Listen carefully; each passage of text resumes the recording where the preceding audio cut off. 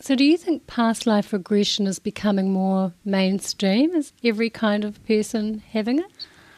I think it's definitely becoming more accepted and more understood as a therapy and as a way of understanding who we are. Yeah, I think it's in this sort of day and age, people are more open to the idea that we have lived many lives before, and that the product of those lives is essentially who we are today. And by understanding these lives, understanding the aspects of us as a soul, we're able to then understand more about who we are, which enables us to really move through our lives today with greater awareness, greater knowledge about how we behave, who we are, the people that are in our lives today, and where we are in this day and age. So do you think by going back into the past it helps them with their current life? Absolutely. So that's the purpose of it. It is. I mean, essentially, within our minds, we have what is known as the conscious mind, which is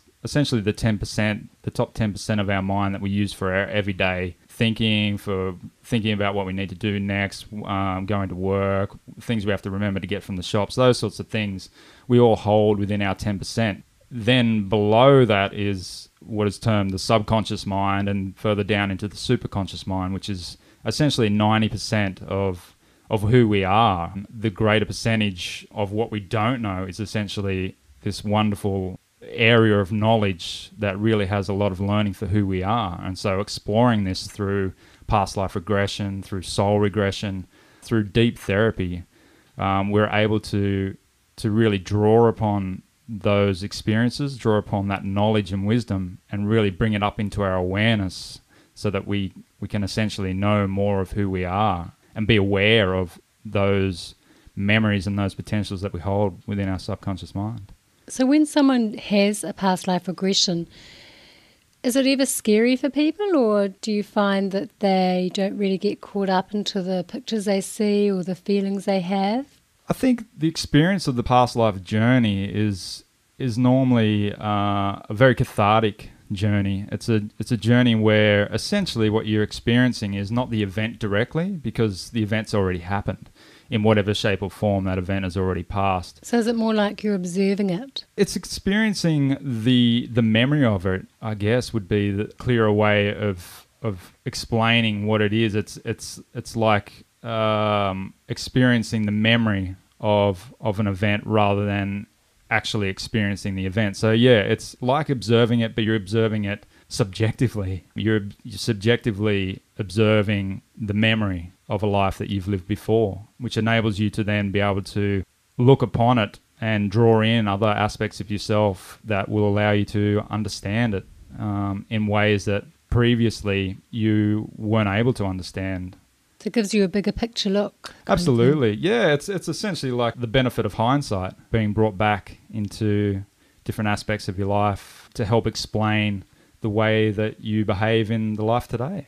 And you're always there with them, aren't you? You're always observing them and guiding them. Absolutely. Totally aware of what's going on. Absolutely. And that's part of the safe space that the hypnotherapist sets up with their client, is having someone there essentially to walk with them through the journey and to be there with them with the knowledge and the expertise to really help them through anything that they come across and help guide them into really learning everything that they need to learn from that experience to help them move through what they've come to move through.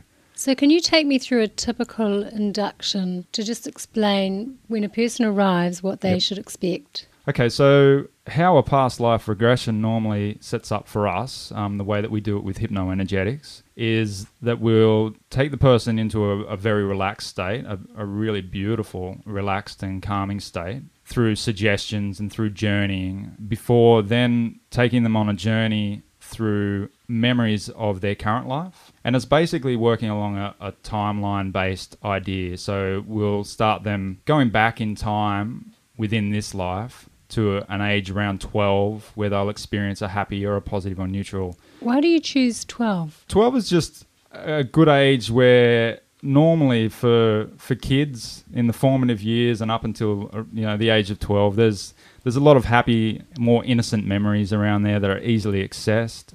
and is just able for us to really start to get people into the experience and able to get grounded into what it is to experience memories in this sort of way. And that's also the reason why we like to use happy, positive, or neutral memories, because the idea is to get the person comfortable with this way of journeying, this way of experiencing, and in the most positive way. So you don't encourage someone to relive something that wasn't so pleasant? No, I mean, if someone's come for a past life regression, there's definitely a responsibility that I have to honour why they have come. The fact of the matter is, whether or not we guide them to these happy, positive, or neutral memories, if essentially at their soul level they've come to us for deep healing that is within this life, then they will go into whatever memories or whatever events that they have been brought to this space, to my space, to experience for healing.